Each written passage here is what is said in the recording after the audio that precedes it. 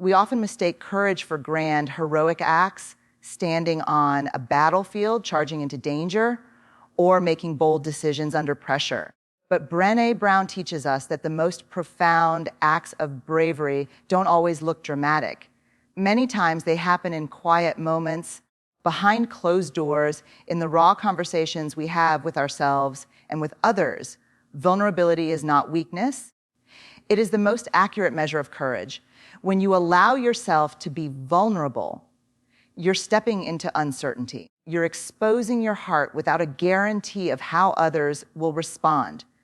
You're telling the truth when lying would be easier. You're showing up fully without knowing whether you'll be accepted, rejected, misunderstood, or embraced. This is courage in its purest form. The courage to be emotionally honest, to risk heartbreak, to be seen for who you really are without the armor. It takes courage to admit that you don't have all the answers. It takes courage to ask for help, to say, I'm hurting, or to reveal your dreams and desires when failure feels close. Vulnerability is present when you send that job application after being rejected 10 times, when you say, I love you. First, when you confront someone about something that matters to you. In all these moments, you're risking emotional exposure, but without that risk, there can be no reward. Being vulnerable is a radical act in a culture that glorifies self-reliance, invincibility, and control. It defies the lie that strength is about being unaffected, distant, or untouchable. Vulnerability says, I care enough to try, even if I might fail.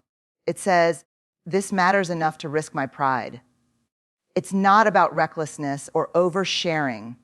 It's about intentional honesty.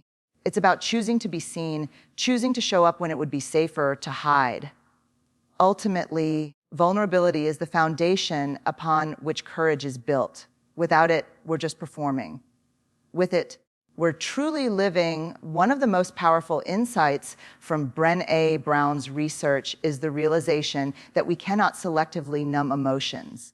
As humans, we often try to avoid the hard parts of life, pain, grief, fear, shame, disappointment, by numbing them. We turn to distractions, addictions, perfectionism, or emotional detachment in hopes of escaping the discomfort. But what we fail to recognize is that when we shut down those darker emotions, we also dull the light. You can't numb heartbreak without numbing joy. You can't push away fear without also pushing away courage. You can't suppress grief and still expect to feel deep love. Emotions don't come with individual switches. They come as a full spectrum. When we try to deaden one part of the emotional experience, we sacrifice the richness of all of it. People often believe they're protecting themselves by staying emotionally in control. They avoid crying, avoid tough conversations, avoid facing their trauma or their past. But this emotional self-protection creates a false sense of safety. What it really does is build walls around the heart, walls that may keep out pain, but also keep out connection, intimacy, creativity, and joy. Life becomes flatter, narrower, less alive. True joy, real, soul, deep joy is vulnerable. It requires you to be open to the moment, open to the possibility of loss, and open to the risk that things may not last. Gratitude requires vulnerability too, because it's an acknowledgement that we are touched by something bigger than ourselves, something that could disappear. And love? Love, at its very core, is the ultimate act of vulnerability. This is why numbing is such a dangerous habit. It promises relief, but delivers emptiness. It creates distance from others and from ourselves. It often shows up subtly through overworking, overeating, scrolling endlessly, staying constantly busy, or pretending we're fine when we're not. But over time, it erodes our emotional well-being and our capacity to live wholeheartedly. Allowing ourselves to feel is not weakness. It's a reclaiming of our full humanity. When we stop numbing, we begin to feel everything again. The laughter that brings tears, the beauty that moves us, the courage that rises when we least expect it. We begin to reawaken parts of ourselves that we had silenced, and in doing so, we start to truly live. In a world where so many people wear emotional masks, strive for curated perfection, and present only highlight reels of their lives, authenticity becomes a rare and powerful force. Brené Brown teaches that true connection, deep soul-level connection, only happens when we allow ourselves to be real, messy, and imperfect. Authenticity is the foundation of human connection, and vulnerability is what makes it possible. When we show up as our true selves, not who we think we're supposed to be, but who we truly are, we give others permission to do the same. It's not about having everything figured out or being flawless. It's about owning your story, even the parts you're not proud of. It's about saying, this is me. I'm still growing. I don't have all the answers, but I'm here and I'm showing up honestly. We often believe that if we can appear perfect, strong, successful, always in control, we'll be more accepted or loved.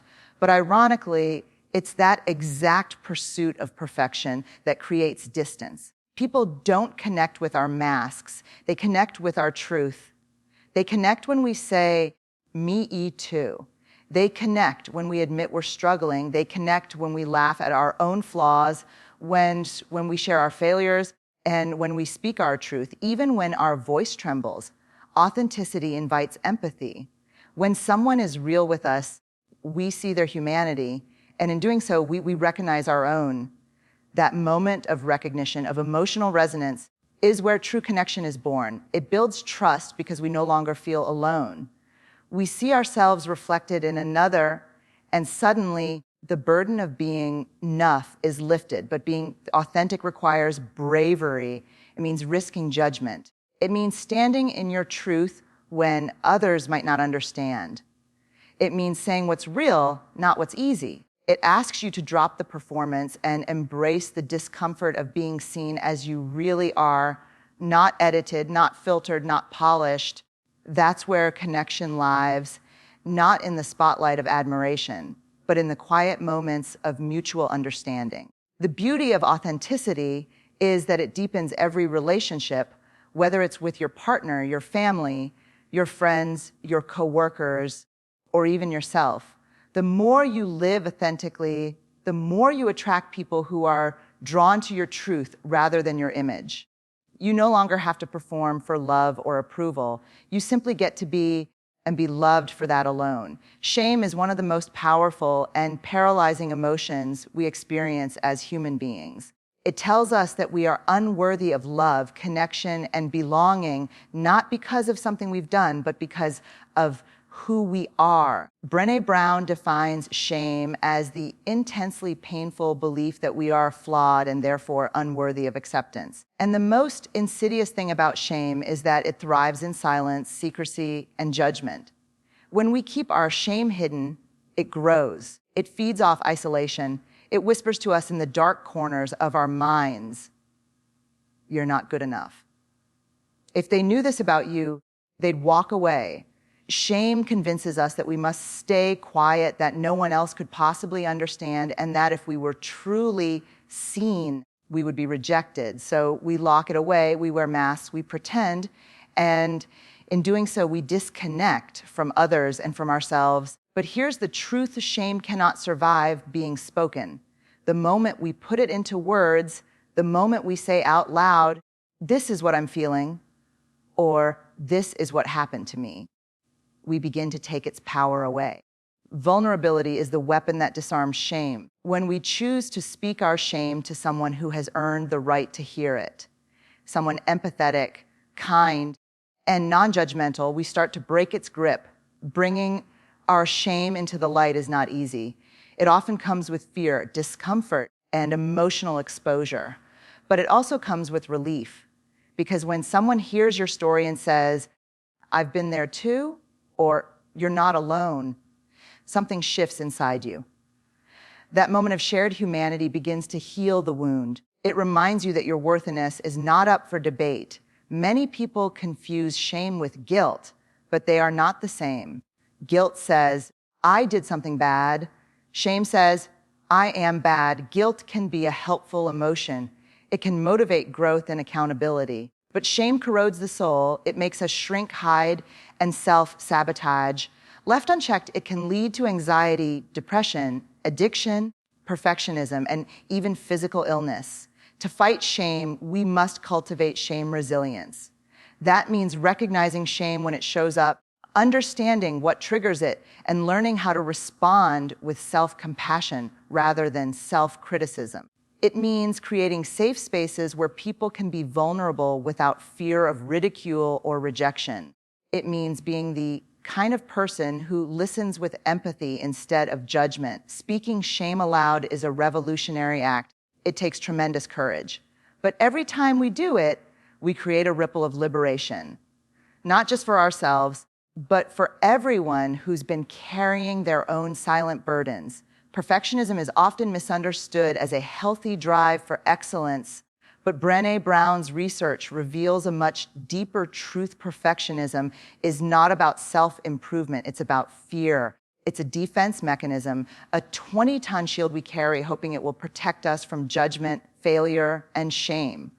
It masquerades as ambition, but in reality, it is fueled by the belief that if we just do everything perfectly, we can avoid the pain of being criticized, rejected, or not enough.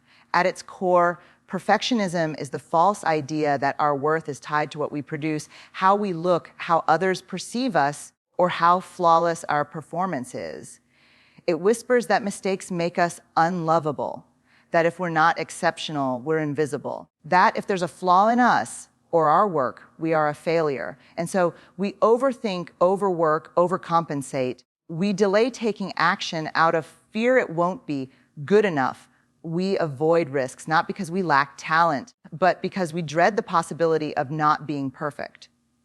The truth is, perfectionism is exhausting. It's a constant chase for an unattainable ideal. It robs us of peace, joy, and creativity. It demands that we prove our worth over and over again, never allowing us to feel safe in who we already are. It turns every endeavor into a test and every mistake into a personal indictment. And worse, it disconnects us from others, from our own vulnerability, and from the authentic self that is hidden beneath the need to impress. Perfectionism is not the same as striving for excellence. Striving is healthy. It comes from a place of internal motivation and self-respect. Perfectionism, on the other hand, comes from fear and shame. It's externally driven, shaped by what others might think or say. It tells us if I look perfect, live perfect, and work perfect, I can avoid the pain of blame, judgment, and ridicule. But here's the cost. While we're trying so hard to be perfect, we often miss the chance to be real. We miss the opportunity to create, to connect, to try, to fail, to learn, to grow. We lose the chance to enjoy the messy, beautiful, imperfect process of becoming. We silence our voice in rooms where we might not be the expert. We hold back our art, our ideas, our dreams, because we fear they won't be flawless. When we choose vulnerability over perfectionism, we start to reclaim our humanity. We begin to understand that it's okay to be a work in progress, that we are worthy of love and acceptance not because of what we achieve, but because of who we are underneath it all. Perfection is a moving target. Authenticity is what grounds us. Wholehearted living, the idea of engaging in life with a deep sense of worthiness, purpose, and connection, is not a passive state of being. It's an intentional and courageous way of moving through the world, and it always involves risk. Brené Brown's work teaches us that vulnerability is the gateway to wholehearted living, because we cannot experience true love, joy, creativity, or belonging without first being willing to risk rejection, failure, and disappointment. So many of us long for deep relationships, meaningful work, inner peace, and lives filled with passion and purpose. But we often want those things without the uncertainty that comes with them. We want the reward without the risk. The truth, though, is that anything worth having, authentic love, genuine connection, creative freedom, meaningful success, requires a level of exposure. It demands that we show up not as perfect versions of ourselves, but as whole, imperfect human beings who are willing to be seen and heard, Flaws and all, risk is not just about skydiving or starting a business. It's about emotional risk, the kind that asks you to speak up when you're scared, to love again after heartbreak, to try after failing, and to hope even when you've been disappointed. It's about telling the truth when a lie would be easier. It's about trusting someone when your instincts beg you to retreat. It's about pursuing a dream when there's no safety net to catch you. Wholehearted living also means letting go of the need for certainty. It means surrendering the illusion of control and accepting that life is unpredictable, relationships are complex, and emotions are messy. It's learning to walk through the world with an open heart, even when that heart has been broken. It's believing that you are worthy of love and belonging, even if you've been told otherwise, even if you've made mistakes, even if you still have healing to do. There is incredible beauty in this kind of vulnerability. When you choose to live wholeheartedly, you start to cultivate deeper relationships because you're no longer hiding behind a facade. You start to do work that matters to you, not just what's expected. You begin to speak and act from a place of alignment rather than fear. And while you may face pain and setbacks along the way, you'll also experience a richness of life that only exists when you're fully engaged. The risk is real, but so is the reward. Wholehearted living is about showing up for your life, not the filtered, edited version, but the real, raw, unfiltered experience of being human. Vulnerability isn't a one-time event or a grand gesture made in moments of crisis or transformation. It's a daily, intentional practice of choosing to be honest, open, and emotionally exposed in the everyday moments of our lives. Brené Brown reminds us that vulnerability isn't something we master and check off a list. It's a way of being. It's how we choose to show up again and again, even when it would be easier to hide, numb, or pretend. Every day, we're presented with countless opportunities to either armor up or stay open. Vulnerability shows up when we say, I don't know, at work instead of pretending we have all the answers. It shows up when we reach out to a friend and admit we're lonely. It shows up when we speak our truth in a relationship, even when we fear it might cause discomfort. It's in every honest apology, every courageous ask for help, every moment we choose presence over protection. The practice of vulnerability is not about oversharing or being emotionally reckless. It's about making conscious decisions to be real, especially in situations where we're tempted to retreat behind perfectionism, sarcasm, avoidance, or control. It's in the simple, profound choices we make to listen without judgment, to express feelings without editing them for approval, to stand in integrity even when it's uncomfortable or unpopular. What makes vulnerability difficult is that it doesn't always yield instant gratification. In fact, it often leads us into discomfort, uncertainty, and emotional risk. But over time, it builds emotional strength. The more we practice vulnerability, the more resilient we become, not because we've toughened up, but because we've softened into the truth of who we are. We learn to trust ourselves more deeply. We begin to care less about perfection and more about authenticity. We become better at setting boundaries because we recognize that being open doesn't mean being exposed to harm. It means being clear about what we will and won't allow. Vulnerability also strengthens our connections. When we show up fully in our relationships, not just as caretakers, achievers, or performers, but as humans with real emotions, we create space for intimacy and trust to grow. Practicing vulnerability daily means staying in the difficult conversations instead of walking away. It means allowing others to support us instead of pretending we have everything handled. It means being willing to disappoint people if it means staying true to ourselves. This daily practice isn't easy. Some days, it will feel like a stretch, other days like a battle. But every time we choose vulnerability, we are choosing courage. We're choosing to live, relate, lead, and love from a place of authenticity. We're choosing to be awake to our lives instead of numbing or shrinking from them. And through this practice, we slowly but powerfully shape the kind of life that isn't just lived on the surface, but felt deeply, experienced fully, and owned completely. In a world that often tells us to armor up, to hide our feelings, to only show the polished and perfected parts of ourselves, choosing vulnerability is a radical act of courage. It's not the easy path, but it is the path to a life of depth, connection, and meaning. Vulnerability is not about being weak. It's about being brave enough to be seen, to be heard, and to be known. When we allow ourselves to live with open hearts, when we stop pretending and start showing up as we are, we don't just change our own lives, we give others permission to do the same. We create a culture where empathy replaces judgment, where connection replaces isolation, and where courage replaces fear. So as you move forward, ask yourself, are you choosing comfort or are you choosing courage? Because a wholehearted life, a life rich with purpose, joy, and authentic relationships can only be built on the foundation of vulnerability. And that choice every single day is where true strength lies.